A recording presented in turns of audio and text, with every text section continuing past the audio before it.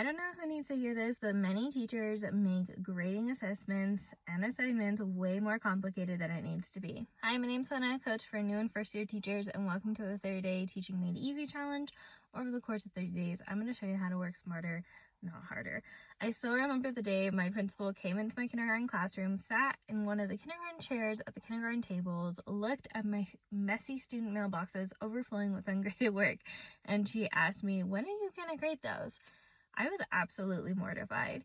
So throughout my career in the beginning, I used to be terrible at keeping up with grading. I would have huge stacks to grade, and often I would stay up and slam energy drinks the night before report cards were due and just grade them all at once, which was a terrible system.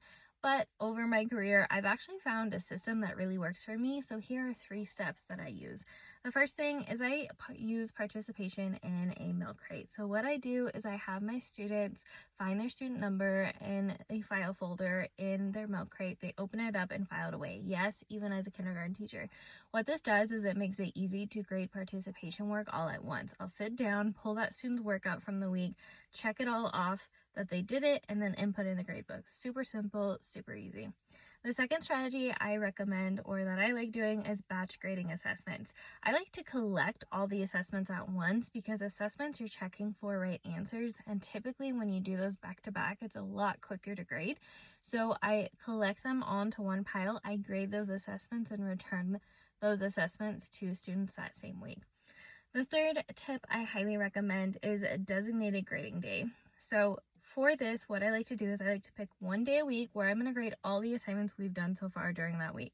So for me, that's Thursdays. On Thursdays during my prep, I like to sit down, grab the milk crate full of assignments. I like to grab all the assessments, and I like to sit down, put some vibey music or a podcast or an Audible book on, and I like to listen to it and just grade all at once and input it all at once.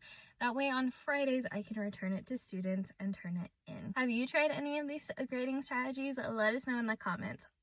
If you found these tips helpful, make sure to comment prep and I will send you my free prep guide. It's got my top 10 strategies to work smarter, not harder on your prep.